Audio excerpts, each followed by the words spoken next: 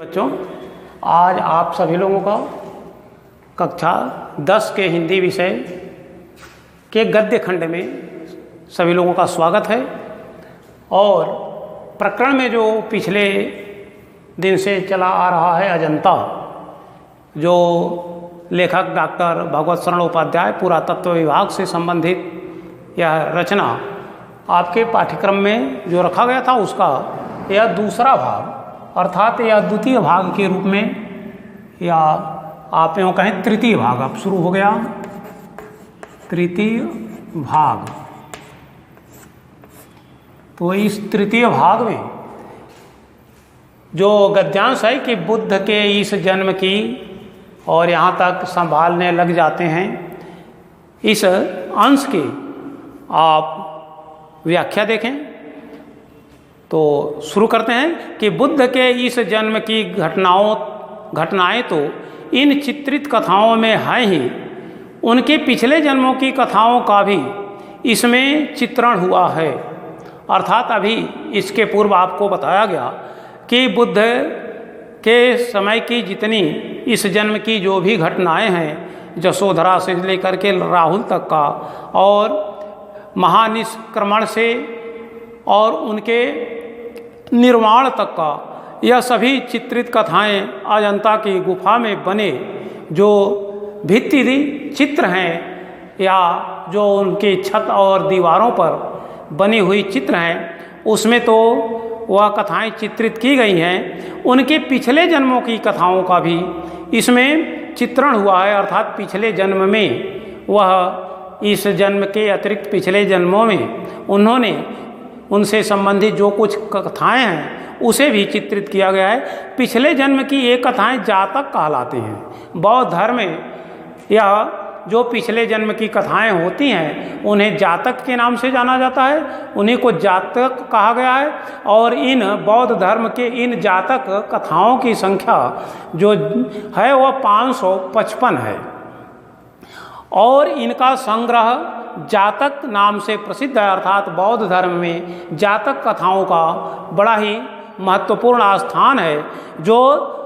555 भागों में बटी हुई हैं। और यह सभी कथाएं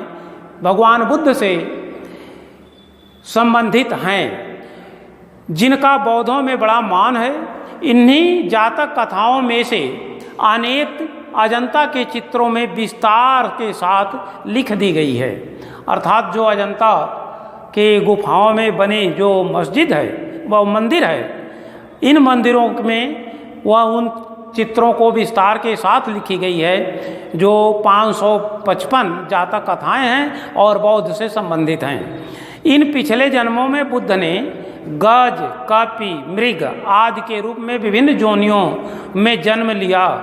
और संसार के कल्याण के लिए दया और त्याग का आदर्श स्थापित करते हुए बलिदान हो गए थे।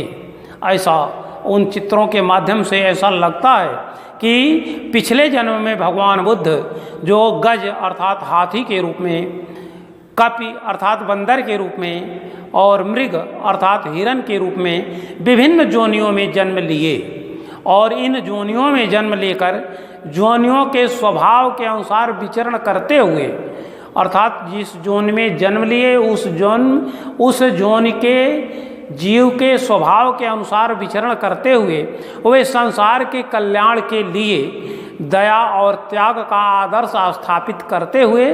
बलिदान हो गए। अर्थात बंदर के जोन में, हाथी के जोन में और हिरण आदि के जोन में वह उन जोनियों के अनुसार स्वभावानुसार विचरण करते हुए मानव कल्याण के लिए, संसार के कल्याण के लिए उन्होंने दया और त्याग का जो आदर्श स्थापित किया, और उस स्थापित करते हुए यहाँ से विदा हो गए, बलिदान हो गए। उन स्थितियों के किस प्रकार पशुओं तक ने मानवोचित व्यवहार किया था, अर्थात पशु, मानव तो मानव है, पशु भी मानव के समान व्यवहार किया था, मानवोचित व्यवहार किया था, किस प्रकार औचित्य का पालन किया था, यह सब उन चित्रों में अर्थात अजंता के उन भित्ति चित्रों में असाधारण खूबी से दर्शाया गया है, दिखाया गया है कि पूर्व जन्म में भगवान बुद्ध अगर बंदर के रूप में थे तो उन्होंने मानव के लिए कौन सा मानवोचित व्यवहार किया और मानव के कल्याण के लिए, संसार के कल्याण के लिए उन्होंने कौन सी दया और त्याग के आदर्श स्थापित किए, यह साधारण रूप से उसमें दिखाया गया है। और उन्हीं को दर्शाते समय चितेरों ने अर्थात चित्र बनाने वालों ने अपनी जानकारी की गांठ खोल अर्थात उन चितेरों ने भगवान बुद्ध से संबंधित पूर्व जन्म के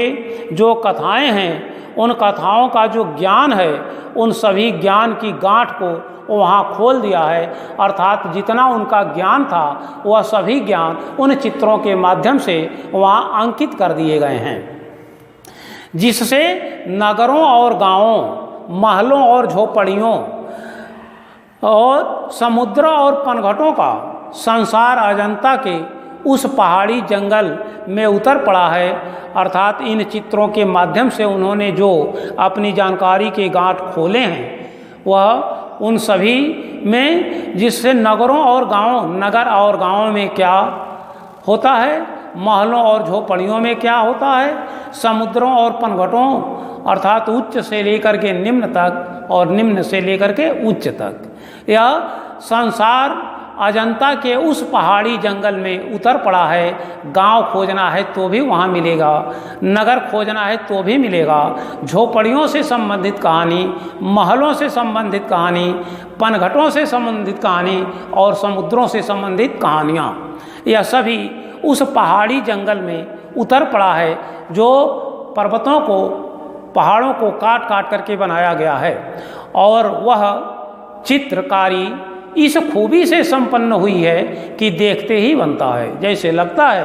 कि इनकी जानकारी कितनी थी और ये अपने जानकारी का अर्थात अपने ज्ञान को किस रूप में आने वाली पीढ़ी को अमानत के रूप में देना चाहते हैं, यह सब कुछ वहाँ देखते ही बनता है। जुलूस के जुलूस हाथी, जुलूस अर्थात समूह,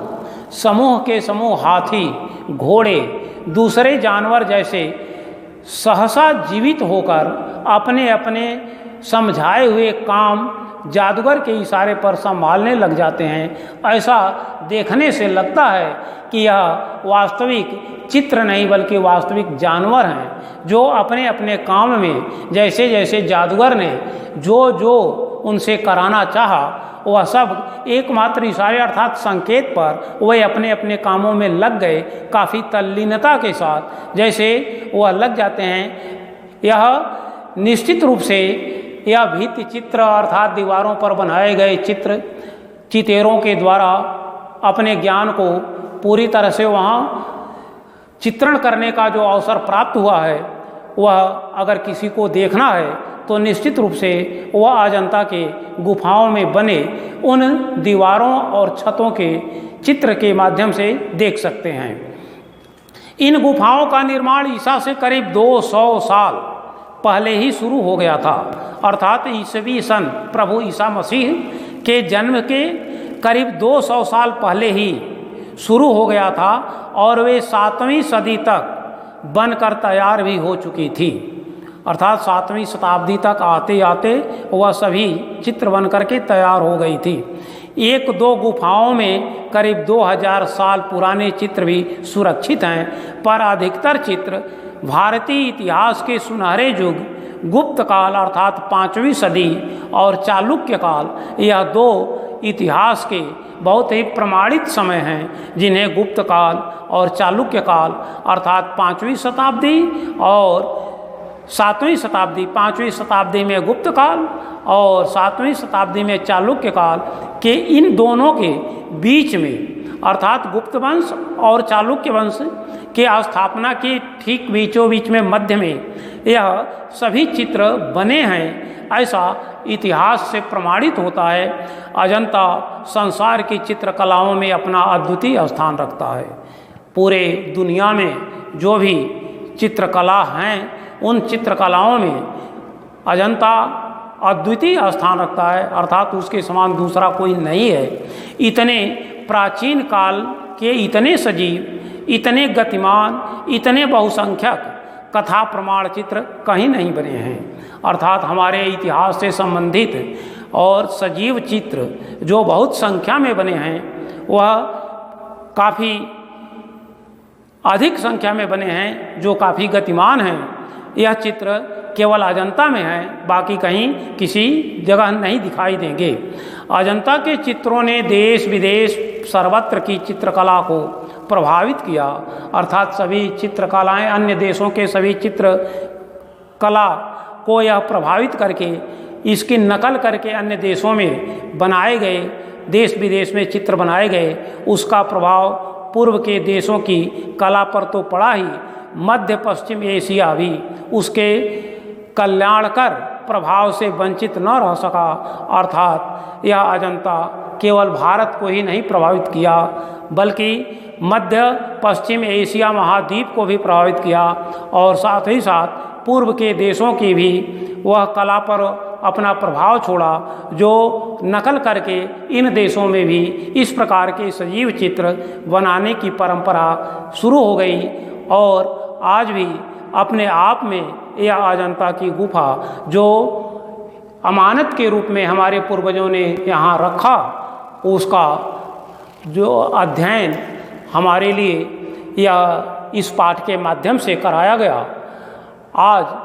अब आप लोगों का यह अजंता पाठ गद्य खंड का समापन की तरफ चला और इससे संबंधित आप देखेंगे कि अभ्यास के प्रश्न पूछे गए हैं, जिसकी चर्चा पहले की गई थी, और उन प्रश्नों के आप अपने अभ्यास पुस्तिका पर गृह कार्य के रूप में करते रहें। जैसे दिया गया है कि भगवत शरण उपाध्याय का जन्म कब और कहाँ हुआ था, ऐसा आपको बता दिया गया है, और भगवत शरण ने प्राध्यापक पद के कहाँ से किया है। ऐसे जो छोटे छोटे प्रश्न हैं वह निश्चित रूप से या जीवन परिचय से संबंधित हैं। साथ ही साथ विस्तृत प्रश्न के लिए आप इनके साहित्यिक जीवन परिचय को पढ़ें, और इनसे जो अभी गद्य के अंशों की चर्चा की गई उनमें से जो छोटे छोटे प्रश्न हैं उन्हें आप अपने अभ्यास पुस्तिका में लिखते जाएं और उन्हें याद भी करते रहें। जो प्रश्न आपके इन अभ्यास पुस्तिका के माध्यम से या पुस्तक के माध्यम से या वीडियो के माध्यम से अगर नहीं मिलते हैं तो कृपया उसे आप पुनः मेरे पास आप उसे प्रेषित करें, जिसका उत्तर ढूंढ करके आपको बताया जाएगा। जैसे आप देख रहे हैं कि आगे अभ्यास के बहुत से प्रश्न दिए गए हैं कि आप उसमें से अलग अलग अन्वित से छांट करके और इन प्रश्नों के उत्तर अपनी अभ्यास पुस्तिका में लिखते रहें। आज बस इतना ही। आप सभी लोगों का बहुत बहुत धन्यवाद।